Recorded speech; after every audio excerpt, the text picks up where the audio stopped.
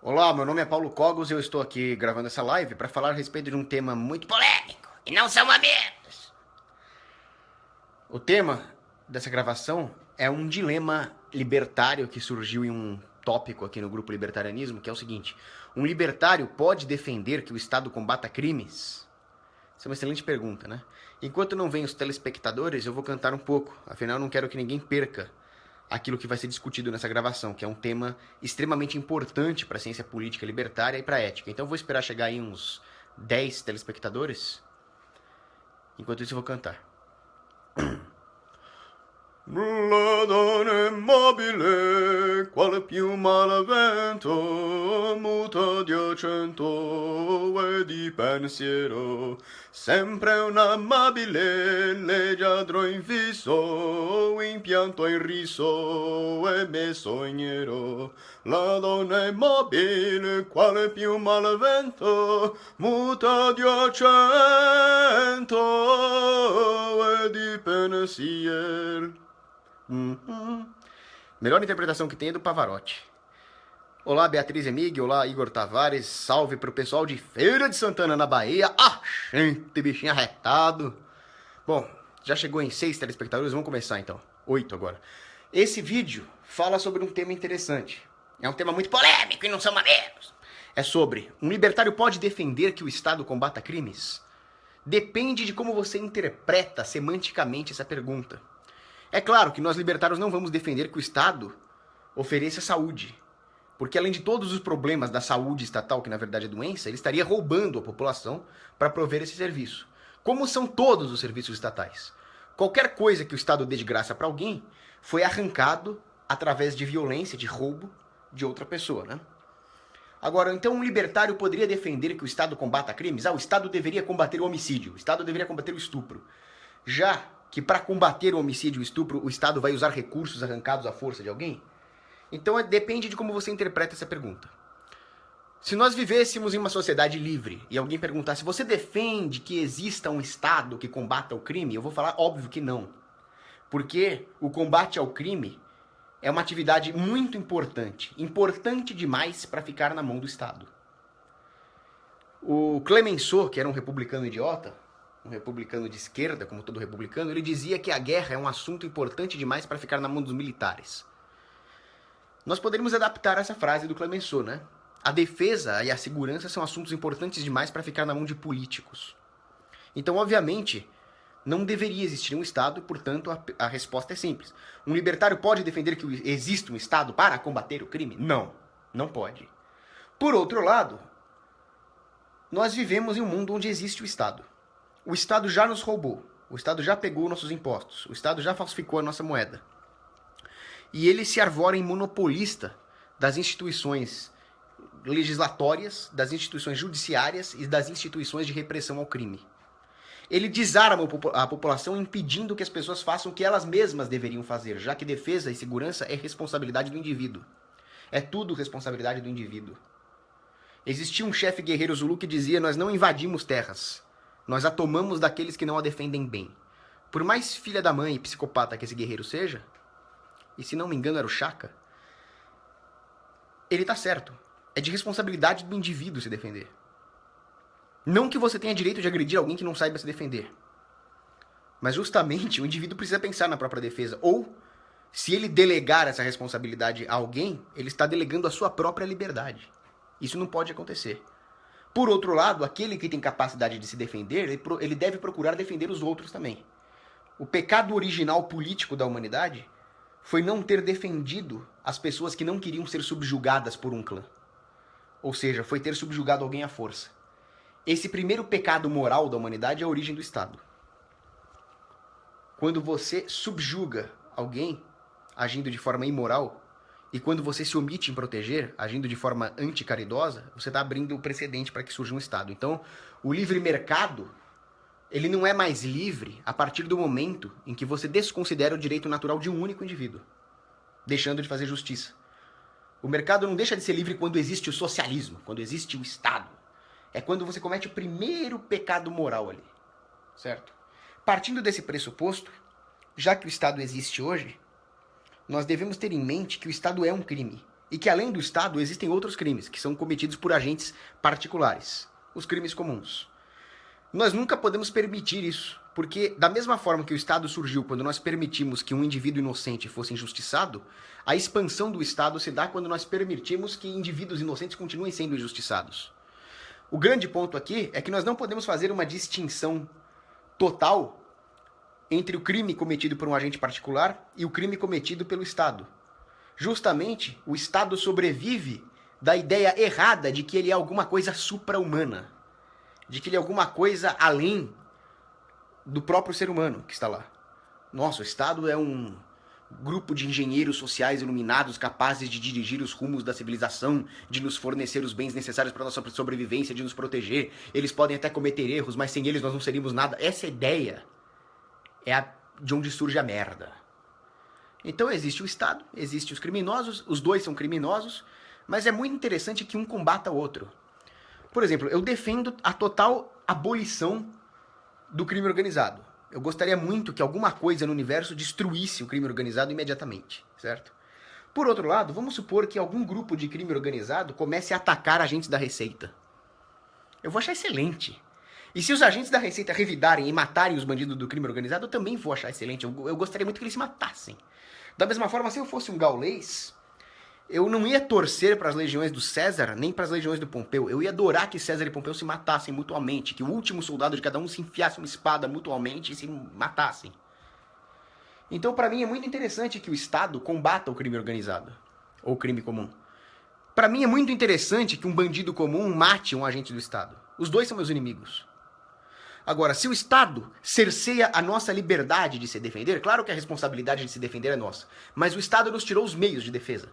O Estado tirou as nossas armas, tirou a nossa capacidade de organizar milícias privadas e comunidades privadas autogeridas e autodefendidas, grupos de autodefesa, e ainda por cima nos pune se nós fazemos a justiça, certo? Isso não deveria existir, e isso é consequência natural de existir um Estado. Portanto, mais um argumento contra o Estado. Agora, se ele faz isso, que pelo menos ele simule aquilo que aconteceria no livre mercado. Num livre mercado, é simples, as pessoas se defenderiam livremente contra estupradores, contra assaltantes, contra homicidas. Se o Estado já faz isso, o Estado mata os estupradores, o Estado mata os bandidos, ele está simulando aquilo que já aconteceria no livre mercado. Ele está fazendo o que é certo fazer. É com recurso roubado, sim, concordo. O fato é que esses recursos não deveriam ter sido roubados em primeiro lugar, mas eles já foram roubados, eles já foram empregados na forma de policiais treinados e armados, na forma de camburões, na forma de caveirões, na forma de tanques. Opa, tanques é bom. Então eles já estão aí. O que define se esse roubo terá um dano profundo na sociedade é a maneira como ele é usado. Então, o governo foi lá, cobrou um imposto de mim, me roubou, isso já não deveria acontecer em primeiro lugar, e comprou a força de trabalho de um policial armado com uma carabina, certo? Se esse policial com uma carabina dormir o dia inteiro, nós temos um recurso que foi roubado da sociedade pelo imposto, e isso sempre será verdade. Agora, se esse policial armado com carabina vai trabalhar e mata um bandido, ele está mitigando o dano primeiro do imposto. Porque num livre mercado, muito provavelmente a população não tendo que pagar impostos, investiria uma parte dos seus recursos para contratar policiais privados para matar bandidos. Então o policial do Estado matando bandido, ele está fazendo ali mais ou menos o que já aconteceria no livre mercado. Neste exato momento no tempo em que um policial está matando um bandido, ou seja, protegendo a população, ele não está agindo ontologicamente como um agente do Estado. Ele está quase se aproximando daquilo que seria um agente privado. Então você até pode dizer que ele está tendo uma utilização natural, apesar do fato dele ser do Estado, o que é bom para a população. Não é o que a polícia faz a maior parte do tempo. A maior parte dos policiais, na maior parte do tempo, não está matando bandidos e matando estupradores, o que seria excelente. Na maior parte do tempo, eles estão fazendo o enforcement da regulação de merda do Estado, cobrando imposto da população, mantendo esse sistema idiota e até protegendo bandidos contra a própria população. Eu me lembro num caso lá, o dono do bar tinha o pai velhinho, aí o bandido entrou no bar, o pai velhinho matou o bandido. O cara é um herói. O que a polícia fez? Prendeu o velho. Então é isso que a polícia faz na maior parte do tempo, e é isso que torna o Estado tão nojento, tão abjeto, tão infame, tão danoso.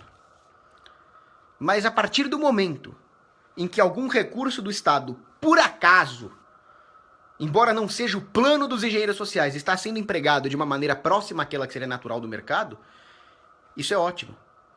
O ponto é que o Estado, à medida em que ele se expande, ele vai relativizando a moral e a verdade a tal ponto que ele passa a punir atividades legítimas e proteger atividades criminosas.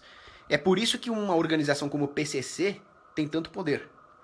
O que é o PCC? O PCC é um Estado dentro de um Estado. Ele atua nas favelas. Ele atua nas favelas porque toda a ingerência socialista na economia e na moralidade e no campo do desarmamento, por exemplo, fez com que a população da favela se tornasse extremamente vulnerável. E assim, o PCC pôde imperar lá dentro. Muito provavelmente, num livre mercado, as pessoas honestas da favela, que são maioria, iriam se armar e iriam acabar com o PCC, iriam acabar com quem tentasse tirar a liberdade deles. Mas não é assim que funciona. Então, o Estado diz que vai defender a população, aquela porra toda robesiana. Desculpe as meninas pelo palavrão, esse assunto me deixa irritado. Aí ele coloca um monte de caças e forças especiais lá em Brasília, coloca um bando de pé rapado lá na fronteira e não tem ninguém para defender o favelado. Surge então o PCC. É o Estado que permite, viu, ô Thomas Hobbes, maldito? Abre bem o ouvido aí no inferno e vê se me escuta. É o Estado que permite que surja o PCC no seio da sociedade. É o contrário do que você escreveu naquele seu livrinho de bosta lá, o Leviatã. Certo? Então é assim que o Estado funciona. À medida que o tempo passa, o Estado se alimenta do medo da população. Se o Estado combatesse o crime e permitisse que a população adquirisse os meios morais e materiais para se defender do crime, rapidamente a população perceberia que o Estado não é necessário. Então o Estado faz justamente o contrário. O Estado subsidia o crime para manter a população domada e com medo. E quem dizia isso é o Herbert Marcuse, da Escola de Frankfurt, um socialista da pior espécie, um psicopata. Ele falava justamente a respeito dessa simbiose do Estado com a criminalidade, mas ele defendia isso, ele queria uma expansão do Estado. É claro que o Estado não pode chegar aqui hoje e falar, pessoal, o nosso plano aqui é legalizar aborto, legalizar o estupro, legalizar tudo e tirar as armas de vocês, pra vocês virarem nossos escravos, sabe como é? Se o Estado falar isso, ele vai revelar o plano. Você não revela o plano pro inimigo, e a população é inimiga do Estado, né? Não sabe, mas é. Então é claro que o Estado não vai falar isso, ele vai aos poucos relativizando as coisas. Ele vai aos poucos tirando o direito do cidadão defender a sua casa e aos poucos protegendo os bandidos, dando maioridade penal, acabando com a pena de morte. Então, aos poucos, o Estado vai fazendo aquilo que é da natureza do Estado fazer, vulnerabilizando a população. Justamente o reverso dessa tese de Marcuse seria exigir que, já que o Estado está aí, agora você faz o favor aí de matar os bandidos. Você faz o favor de acabar com o estuprador, com o assassino, com o sequestrador, manda matar. Mas aí que está o problema para o Estado. A partir do momento em que a população enxerga a necessidade de combater os malfeitores, os bandidos, ela está imbuída de um senso moral tal que permita esse posicionamento.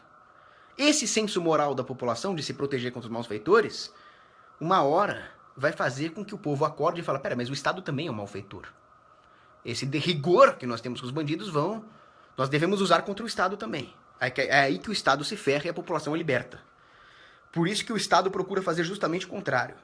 Ele procura fazer com que a população defenda os seus algozes, pegue leve com os seus algozes e concentre toda a sua energia repressora em atividades legítimas, atividades empresariais e assim por diante. Por isso que exigir a punição dura dos criminosos não só permite que nós tenhamos aí um alívio para respirar, para produzir, para investir, como também é o começo de uma reação contra o maior dos malfeitores, que é o Estado. Então, se esse for o sentido da pergunta, sim, um libertário deve exigir que o Estado faça a repressão do crime. Se já tem um hospital público, não era para ter hospital público, mas já que tem e o doente está lá internado, ele tem que ser cuidado da melhor maneira possível. Como? Se vira, cara. Não vem me roubar, não vem me cobrar imposto, mas agora cuida, né? Você já me roubou, você já fez a merda, agora mata os bandidos. Essa é a minha posição aqui, resumindo. Claro que é um assunto complexo, mas eu espero que eu tenha me feito entender. Agora deixa eu ver se tem alguma pergunta relevante aí nos comentários. Aí. Beatriz Emig disse que o The Voice é pequeno pra mim. Você, além de muito bonita, você é muito gentil. Um beijo pra Beatriz. Felipe Martins fala que eu não sou libertário. Bom, depende do que você chama de libertário. Se você falar que libertário é o cara absolutista do PNA, eu não sou. Mas eu sou a favor de abolir o Estado hoje. Então, eu sou mais libertário do que aquele vermezinho, aquele bicho de goiaba do Van Hatten, né? Aquele socialista maldito. Se ele estiver me ouvindo aqui, ó. Por Van Hatten. Jean Freitas, grande abraço. Wesley, boa noite. Bruno Lucas Aral faz uma pergunta interessante aqui. Um libertário pode ser funcionário público? Seria uma coisa moral ou imoral? Depende. Você imagina, por exemplo, um professor de escola austríaca na rede pública. Ele pega o que é dele de volta, que é o salário que o Estado já roubou dele, certo? E ensina a escola austríaca para os alunos. Isso é excelente, não tem nada de errado com isso. O cara é médico da rede pública. É um recurso mal alocado, mas não é nada imoral. Agora, o cara é policial, só que o cara é da divisão anti-sequestro. Ele mata sequestrador, belo e moral. Agora, o cara é da narcóticos, o cara é agente da Receita, o cara é auditor da Receita, o cara é banqueiro central. Aí o cara tá trabalhando com a atividade fim criminosa do Estado de esmagar a população. Aí esse cara tem que morrer, cara. O cara desse deslibertário tem que morrer, certo? Então depende da natureza da atividade. É aquilo que eu falei. O cara nominalmente é um funcionário público. Agora, a atividade que ele faz é ontologicamente privada, professor de escola austríaca, policial que mata sequestrador, ou é neutra, sei lá, o cara é faxineiro do whatever, tá pegando o dinheiro dele de volta, né? Ou ele é ontologicamente estatal mesmo, ele é um agente da Receita, ele tem que tomar bala na cara. Cristiane Leite, eu não sei se o comentário foi irônico, mas ela falou que eu sou gatinho. Bom, obrigado. Acredito que numa sociedade de livre mercado o PCC iria virar uma empresa de segurança, disse Matheus Moreira. Eu não acho. Eu não acho, porque o PCC, primeiro que ele não tem caráter pra isso. As pessoas que compõem o PCC são um bando de filhos da puta, da pior espécie.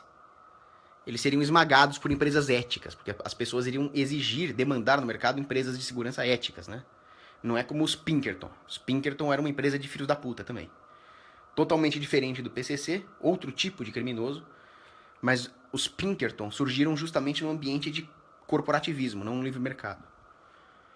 E eles também não virariam uma empresa de segurança, porque num livre mercado de verdade, eles tendo que concorrer com pessoas realmente especializadas no combate ao crime, eles não teriam o know-how para isso, a expertise para isso. O PCC é bom em outras coisas. O PCC é especialmente bom em articular lobby político. Ele é bom em cobrar taxa de gato lá da população pobre. Ele é bom em achacar o pobre coitado do trabalhador que quer comprar um botijão de gás. Agora, eu quero ver se ele é bom para enfrentar comandos fuzileiros navais privados. Não ia. Para enfrentar meus tanques, se eu tivesse uma empresa privada de segurança, eu ia acabar com o PCC. Ia fazer igual o Patton falou, usar as tripas dele como graxa para as esteiras do tanque. Aí eles iam ver o que é bom. Bom, obrigado Murilo Coelho. Psicose? Não sei como que eu posso te ajudar nisso, só se eu for um psicótico. Né? Posso dar o meu depoimento como psicótico. Luiz Otávio pergunta, Cogos, abolir o Estado hoje sem as pessoas soubessem o que é libertarianismo não seria perigoso? Poderia surgir um Estado mais autoritário ainda porque as pessoas não estão acostumadas com isso. Eu acho que é justamente por isso que Deus não manda um raio em cima do Estado. Porque as pessoas precisam ter o aprimoramento moral necessário. Agora, você dizer que nós não temos que abolir o crime que é o Estado é justamente o grande perigo. Pessoas inocentes são injustiçadas pela existência do Estado, independente de se elas sabem, se elas não sabem, se elas apoiam ou não apoiam. Enquanto nós colocarmos barreiras à justiça moral, nós estamos caindo na armadilha do demônio político. Eu não sei se as pessoas estariam acostumadas a viver com ou sem o Estado. Eu sei que o Estado é injusto, ele é imoral e ele tem que acabar hoje por esse único motivo. Quando você coloca uma barreira em relação a isso, você está fazendo o jogo do Estado. O Estado vive das desculpas que nós damos para não fazer a justiça moral hoje e agora. Certo? Agora, eu imagino que se o Estado, por acaso, acabar por um meio ou por outro, é porque as pessoas já aprenderam a malignidade do Estado. Senão não teria como. Só por mágica mesmo. Talvez se fosse por mágica, por magia negra, eu seria contra. Justamente por isso que você falou. Agora, eu tenho a teoria do feijão, eu já expliquei. A maioria das pessoas, o povão, eles querem saber se tem feijão na panela. Eles não defendem a democracia. ou a monarquia.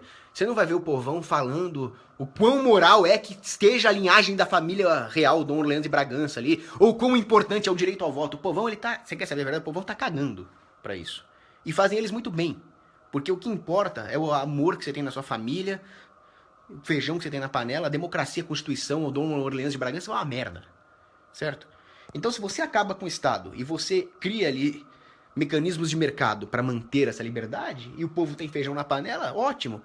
O povo sabe muito. O povo, ó, vou te falar um negócio. O povo sabe viver sem o Estado muito melhor que eu. O que eu sei fazer da vida? Eu sei fazer essas lives, sei ler meus livros, sei dar bronca lá nos funcionários. Agora, quem sabe mesmo fazer as coisas, levar as caixas pro correio, sobreviver e criar 5 filhos com um salário de R$ 900? Quem sabe fazer isso é o povo. Eu não sei, cara. Eu sou imprestável. Eu não sei fritar um ovo, cara. Eu sou um imprestável nesse ponto. O povo sabe viver muito melhor que eu. Um povo que sabe viver apesar do Estado, ele saberia viver muito melhor sem o Estado. Só isso. E muito melhor que eu. Igor Tavares. Cogos, em um lugar sem instituições públicas mesmo, todos teriam condições de pagar hospitais, escolas e agências de segurança privada?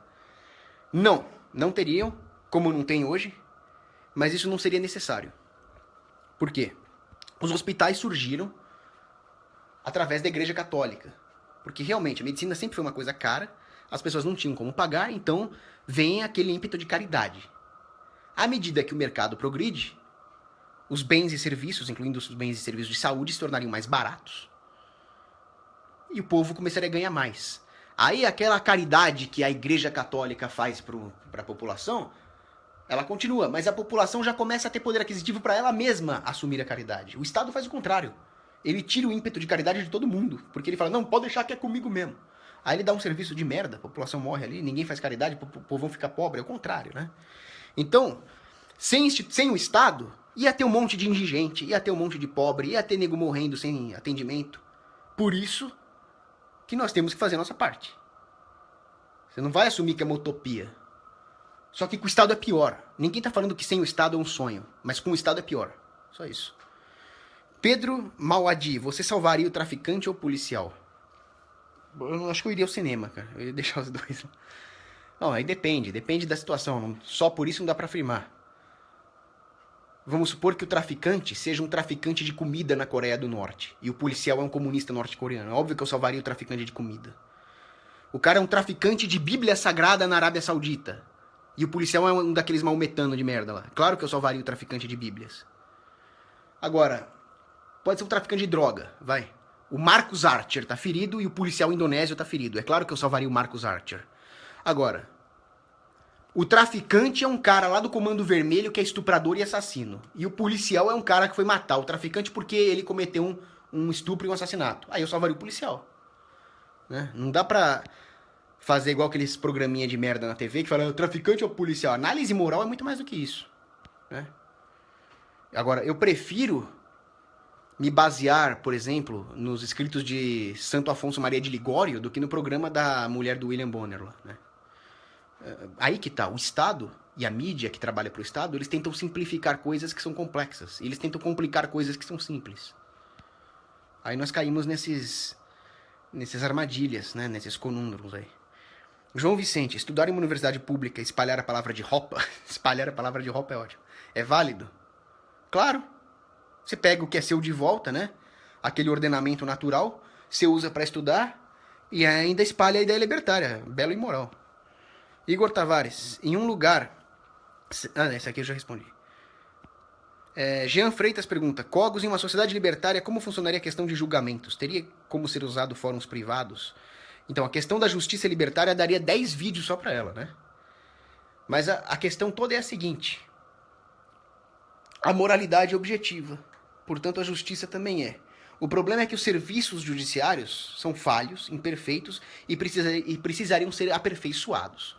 A única maneira de aperfeiçoar isso é através da prática de mercado. É por isso que as sociedades que tendem para jurisprudência, para o direito natural, elas tendem a ter um corpo legal muito mais simplificado, se é que tem,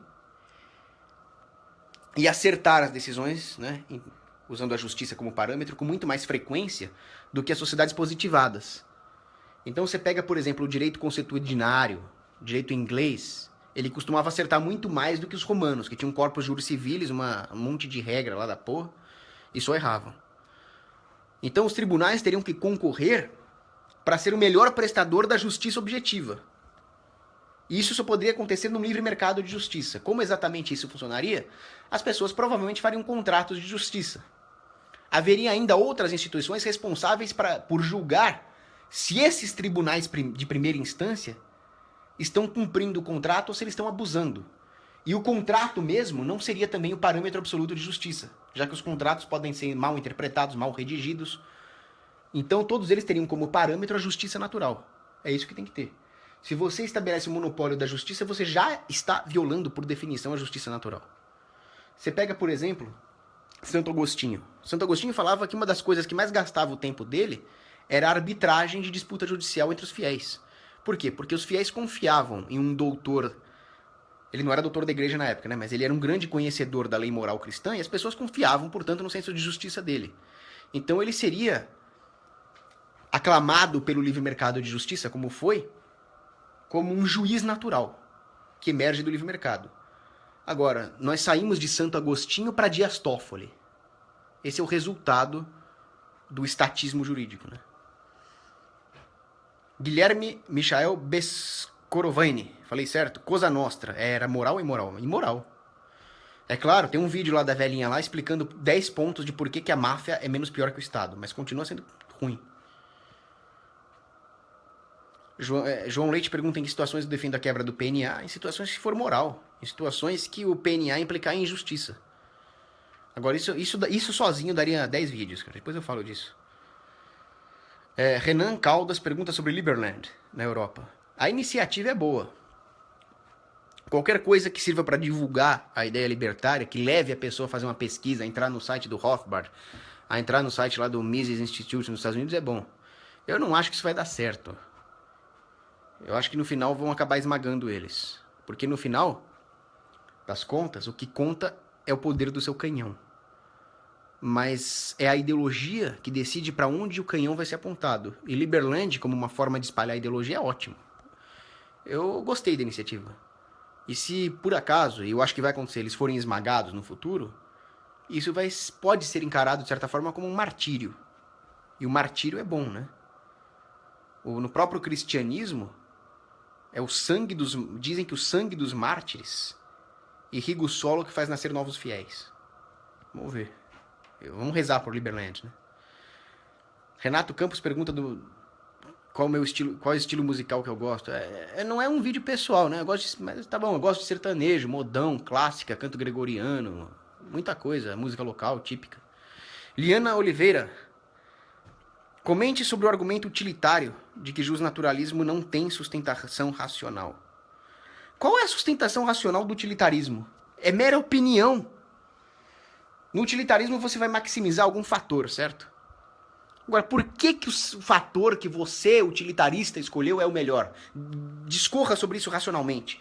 O utilitarista nunca vai conseguir provar que o que ele está defendendo é mais do que uma mera opinião. Se ele usar a ferramenta da razão, ele vai cair nessa armadilha. A opinião de um utilitarista é pura opinião, é isso mesmo, o próprio nome já diz. E outra, cada pessoa tem os seus parâmetros do que deveria ser maximizado. Como é que você vai chegar num consenso em relação a isso? Você vai ter um socialismo moral. O utilitarismo é isso, é um socialismo moral. Que você vai ter um bandão de gente discutindo, não, eu acho que isso deveria ser maximizado, não, eu acho que deveria ser aquilo. Claro que cada um vai puxar a sardinha pro seu lado. No final ninguém vai chegar a nenhuma conclusão e nós estamos, por definição, na lei do mais forte, na lei da selva. O justnaturalismo não. O justnaturalismo define uma deontologia moral a ser seguida. Se as pessoas vão seguir ou não é outro problema. Mas você já não está mais na lei da selva. Pelo menos no campo teorético. No campo prático, realmente, é o canhão que vai definir, né? Mas pelo menos você tem uma ideologia moral. É por isso que, no final das contas, as pessoas precisam seguir uma moralidade. Não seguir a moralidade, você já está na lei da selva. E a moralidade implica necessariamente em pensar altruisticamente no próximo. Se você está pensando só em si próprio, você já caiu no utilitarismo de novo. Você caiu numa autoexortação ali. Numa autoexortação moral que é utilitária por definição. Então a Ayn Rand já morreu aí. A Ayn Rand é uma bruxa. que eu já respondi. Júnior Pascoal, você pensa em escrever um livro? Penso, só que eu preciso de tempo e se vocês puderem me dar um crowdfunding aí, eu agradeço profundamente. Que a Virgem Maria sempre ilumine aquele que me ajudar com crowdfunding para escrever um livro. Eu vou rezar um rosário inteiro pela pessoa que fizer isso. Luiz Otávio fala assim, disserte sobre o Ancon. Tem um monte de Ancon. Ancon, pra quem não sabe, é anarcocomunista. Aqui no grupo. Que conseguem deixar muito ANCAP calado. Vem me calar então, rapá! Ancon nenhum vai me calar aqui, duvido. Aí ele cita o Augusto Vostok. O Augusto Vostok, realmente, ele se destaca dentre os anarcocomunistas que tem por aí. Mas ele ainda é um anarcocomunista. E o melhor dos anarcocomunistas não se compara a um anarcocapitalista mediano, de formação mediana. Porque o anarcocomunismo não faz o menor sentido. Não existe isso, anarcocomunismo. Se você está falando em comunismo, você está falando na violação das hierarquias naturais. E o próprio nome diz natural. Portanto, para você eliminar as hierarquias e as desigualdades naturais, você teria que ter alguma força artificial. Se tem alguma força artificial, você tem aí uma cracia, um Kratos. Se você está falando em Kratos, você está falando em arqué. É uma arqué deturpada. Kratos seria o exercício da força e arqué seria a autoridade. Para ter força tem que ter autoridade. Então você já não está numa anarquia. Então pode tirar o anarco daí que vocês estão zoando o nome anarco. Então o anarcocomunismo já começa errado daí. Só com isso você já desmonta qualquer ANCOM, por melhor que ele seja. Com essa ferramenta, qualquer ANCAP desmonta o melhor dos ANCOM. E o Vostok não é diferente. Eu desafio qualquer anarcocomunista aqui a me encarar. Te quebro no meio. Matheus Moreira pergunta, em uma sociedade sem Estado seria moral remover fisicamente uma sociedade que tivesse adotado como sistema administrativo o comunismo?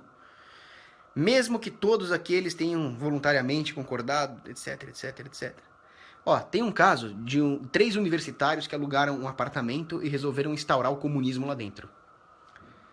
Seria temerário que você chegasse lá dentro com um fuzil e falasse, vocês não podem fazer isso. Você está violando propriedade privada. Eles têm direito de instaurar um simulacro de comunismo dentro do seu apartamento. A própria natureza há de destruí-los. Porque não deu certo. O apartamento deles virou um antro de ratos e baratas. Como não podia deixar de ser. Provavelmente vieram da cabeça deles, que tem um monte de merda dentro para fazer uma coisa dessa. Mas aí é importante que, numa sociedade livre, as pessoas colham os frutos das suas boas escolhas e paguem pelos seus erros. Paguem pela sua irresponsabilidade. Nem sempre você tem que deixar as pessoas pagarem pela responsabilidade. A caridade cristã é muito boa. A pessoa errou, você ajuda ela. Agora, o cara quer insistir no erro, aí você deixa ele quebrar a cara. Então, eu não usaria de força de forma nenhuma para impedir alguém de formar uma comuna. Eu deixaria ele quebrar a cara. Agora, a partir do momento em que ele violou o direitozinho de um único indivíduo, alguém dentro dessa comuna foi fraudado. Nasceu um bebê lá dentro e os caras querem abortar. Alguma coisa assim. Aí você não só tem o direito, como você tem o dever moral de usar a força. Enquanto nós não defendermos o direito de um injustiçado, nós estamos abrindo todos os nossos flancos. O Thomas Paine, que era um psicopata, já tinha percebido isso. Então nós temos o dever de perceber isso antes dele. Guilherme Ribeiro, você serviu o exército? Infelizmente sim. Eu fiz CPOR, 1 ano. Arma de comunicações. Aprendi algumas coisas, me decepcionei com outras, mas por dentro eu sinto vergonha de um dia ter usado aquela farda, cara. Porque hoje o exército tá desarmando a população. Ontem eu tava falando com uma menina lá sobre isso, uma amiga minha, e eu tava discutindo com ela. Ela é meio pró-ditadura e tal, eu tava discutindo isso com ela. Aí eu fui pesquisar uma notícia pra mostrar pra ela e eu achei uma notícia aterradora. O exército brasileiro tá lá na ONU discutindo diretivas de desarmamento. Qualquer organização que vai até os bandidos satânicos da ONU para discutir como desarmar o povo é uma organização inimiga do povo. E eu já usei uma farda de uma organização inimiga do povo. Eu tenho vergonha disso. Existem militares bons? Sim, eu tenho amigos militares que estão lá ainda. Eu tenho amigo que foi parar lá na Academia Militar das Agulhas Negras. Tenho amigo que foi para a Escola Naval. São pessoas boas. Então, como Rothbard disse, o problema não é pessoal, o problema é institucional. Eu tenho amigos militares, mas eu tenho horror e ojeriza à instituição das Forças Armadas. Fora as merda que tem lá dentro, né? O maluco era filho de favelado, tirava mais serviço do que o filho de vereador. Esse tipo de coisa. O comandante fazia umas puta de umas formaturas lá pros desembargadores e cancelava a instrução de guerra na selva. Então, o pagador de imposto tá pagando imposto achando que os militares estão treinando pra guerrear na selva. Eles estão lá fazendo recepçãozinha pra desembargador, pra vereador, pra deputado, quando eles deveriam estar atirando nos deputados. Se eles estivessem defendendo a nossa liberdade, aí tem lá a foto dos militares jogando morteiro na Casa Branca. É assim que seria. Se os militares estivessem defendendo a nossa liberdade, eles estariam bombardeando o Banco Central. Não fazendo formaturazinha de merda pra esses canalhas de morrer todos palados. Cogos, pra você hoje, qual o melhor investimento? Aí depende se você quer especular ou se você quer um investimento de longo prazo. Se você tiver tempo, eu sugiro que você procure uma empresa com bons demonstrativos, com uma estrutura gerencial sólida e invista nela. Se você está procurando um hedge contra possíveis crises, eu sugiro commodity metálica. Eu sugiro que você procure aí o mercado de derivativos agrícolas, de derivativos de commodities, também é bom. Ou então que você especule a curto prazo, numa carteira, ou até com bitcoins, que tende a crescer pelo menos por enquanto. Mas é um tema muito complexo, né? Isso aí dá 3.000 vídeos. O Ivan Carlos Almeida, gente boa pra caramba, ele pergunta sobre a minha palestra que eu fiz em 2014, História Nuclear. Eu tenho ela em DVD e eu queria muito colocar no YouTube. Se alguém souber fazer isso, eu agradeço, porque eu sou uma negação com informática. O João Vitor Roberti da Costa pergunta, diferença entre justnaturalismo e justracionalismo. O justracionalismo, ele procura depreender quais são os nossos direitos através do uso da razão. E ele acaba chegando na falsa ideia de que só as pessoas capazes de externar raciocínio a respeito dos direitos possuiriam esses direitos. Alguns até encaram como uma vertente do justnaturalismo, mas a minha não é essa. A minha é o justnaturalismo teológico, clássico, São Tomás de Aquino. O homem tem direitos porque Deus deu ao homem.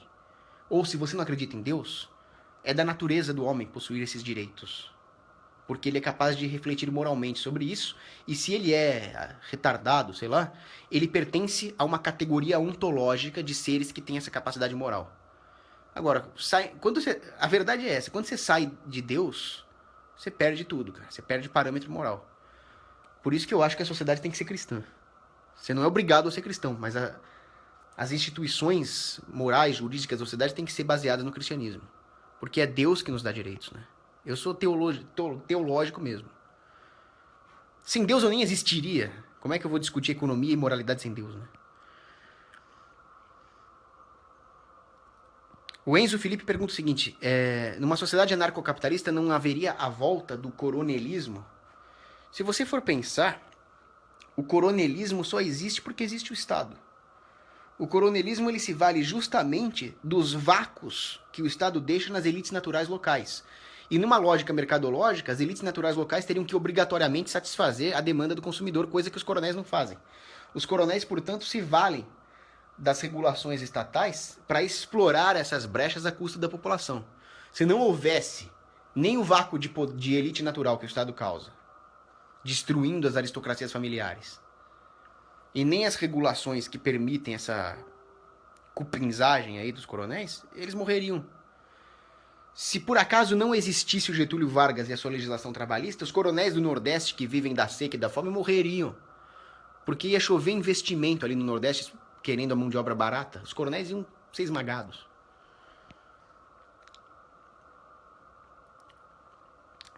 Qual a diferença entre os gradualistas liberais, que querem ir rumo ao Estado mínimo, e os gradualistas socialistas que querem ir para o comunismo? A diferença é que o que quer ir para o comunismo, ele é até mais filha da puta do que o liberal. Mas ele também é menos incoerente. Porque à medida que você aceita a engenharia social do gradualismo, você está aumentando o poder do Estado. Então, pelo menos o comunista, ao ser gradualista, está agindo de acordo com os próprios interesses, né? O liberal está trabalhando para o inimigo. O liberal é um idiota. O comunismo, ele percebeu uma coisa inteligentíssima. Ele percebeu que não dá para implantar o comunismo.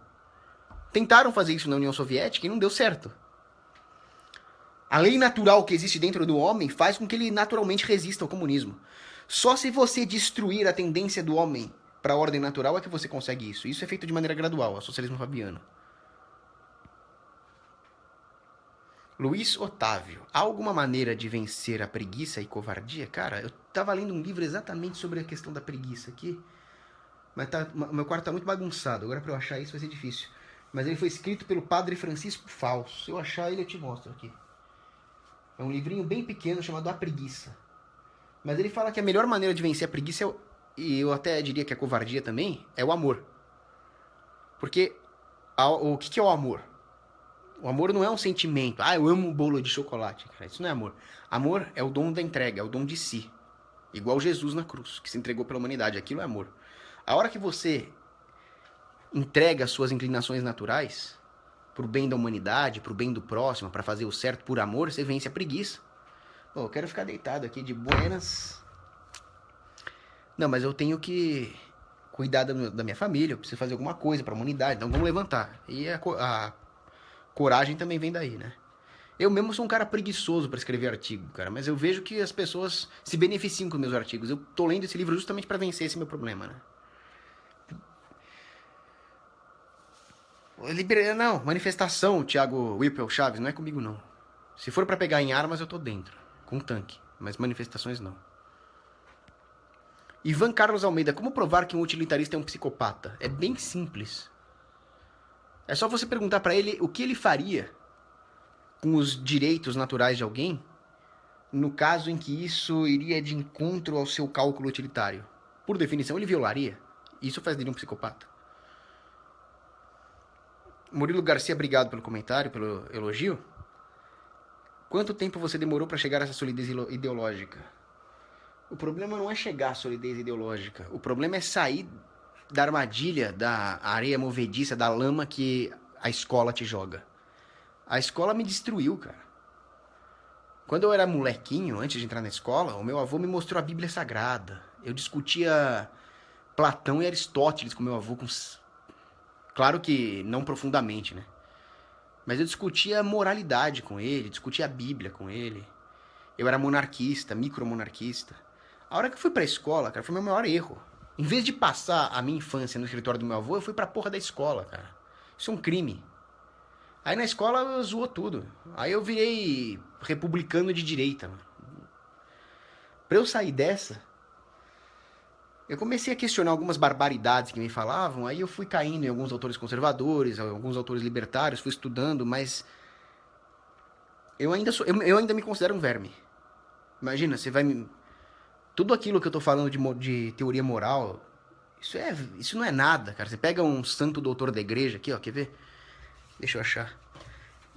Eita. Bom, depois eu acho. Você pega um cara que nem Santo Afonso Maria de Ligório, o cara é um gênio. Então eu tenho que estudar muito ainda. Muita doutrina, muita teoria moral. Mas o fato é que eu realmente só me senti mais feliz e mais centrado na minha busca da verdade a hora que eu voltei para a igreja. Só com Deus mesmo. Cristo é o caminho, a verdade e a vida. Agora, também não adianta só estudar doutrina, né? Doutrina não te faz amar ninguém. E no final, como disse o cura d'Ars, São João Maria Vianney, você vai ser julgado pelo amor. Então tem cara que não sabe nada, que é analfabeto e que vence o pecado e que ama o próximo como Cristo amou. Esse cara manja das coisas. Eu é que sou tão podre que eu preciso estudar a doutrina pra ver o que é certo, né?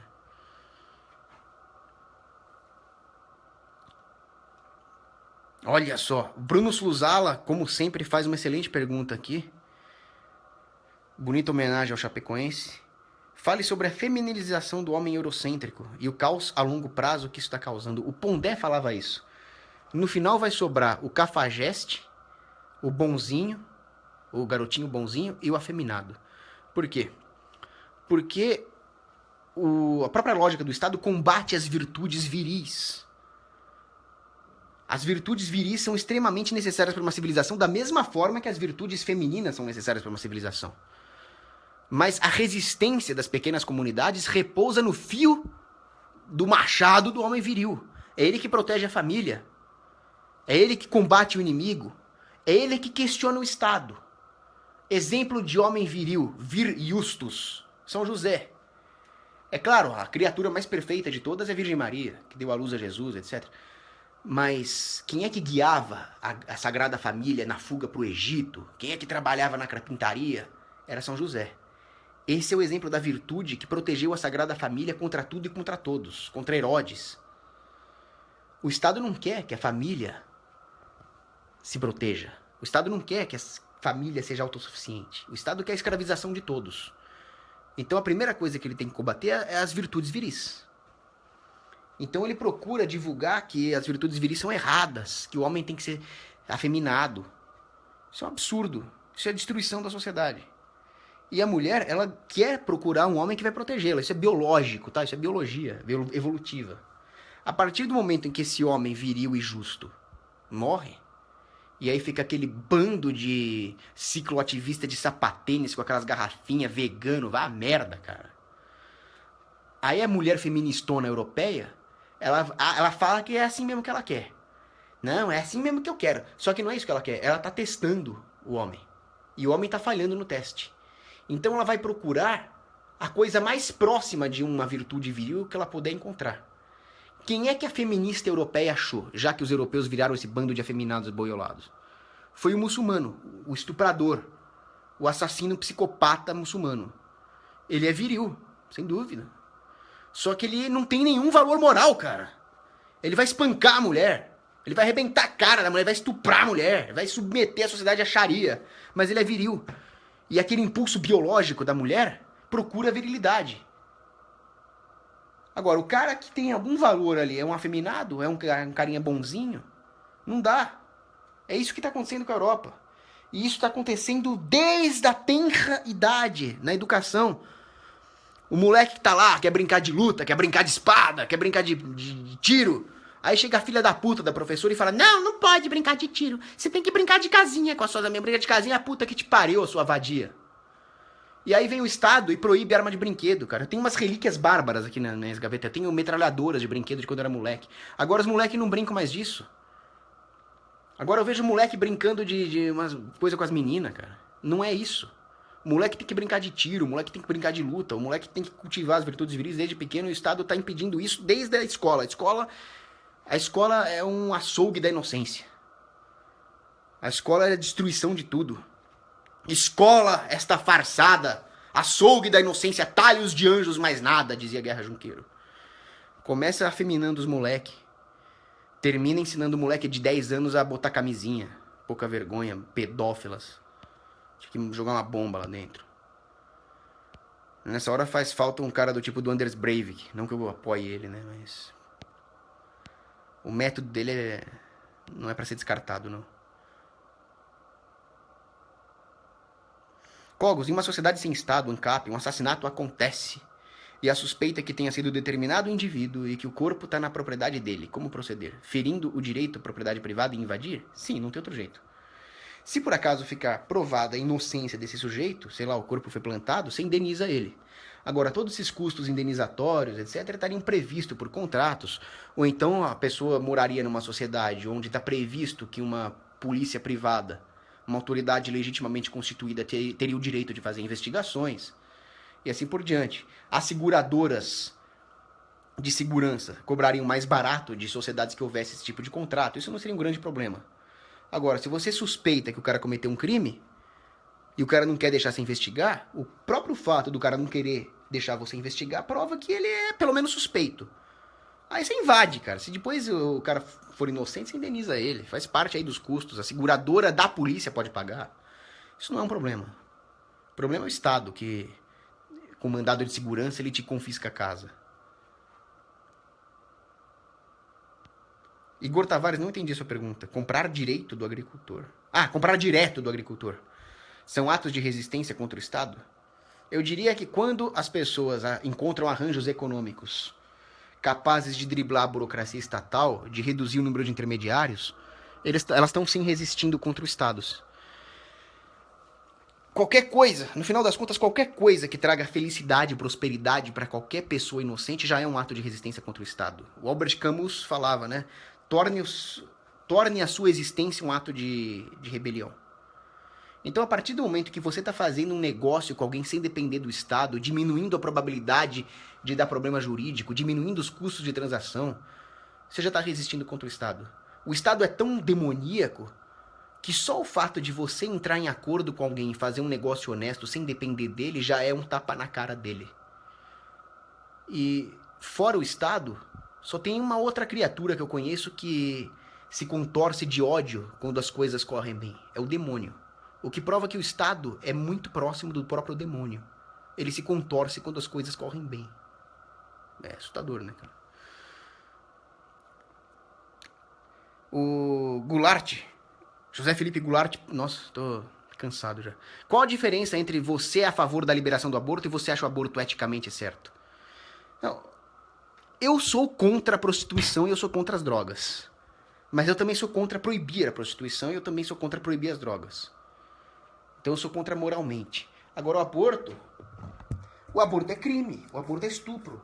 Eu não sou contra o estupro moralmente apenas, eu sou a favor de meter bala no estuprador.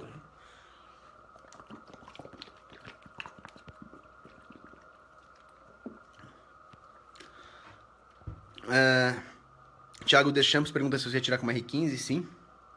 Eu gosto dela. É uma arma muito recomendável para mulheres. Porque é um fuzil leve e fácil de atirar, com pouco recuo, e toda mulher devia ter um. Pra atirar em saco de estuprador.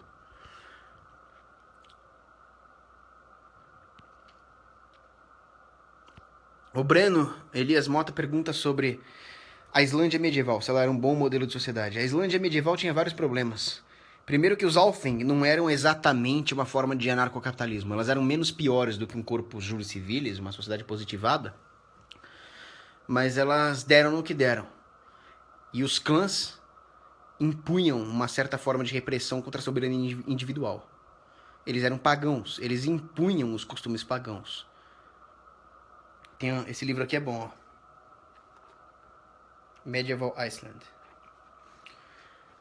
Aí, o David Friedman, que é um psicopata da pior espécie, ele espalha algumas mentiras, né? Ele fala que a Islândia colapsou quando chegou o cristianismo lá. Não é nada disso. O cristianismo salvou a Islândia de colapsar. Porque ela já estava colapsando justamente por não ser um modelo bom de sociedade. Ela só era menos pior que uma democracia moderna. O cristianismo segurou as pontas ali. Depois eu entro em mais detalhes sobre isso. Obrigado, Guilherme Oliveira Barbosa.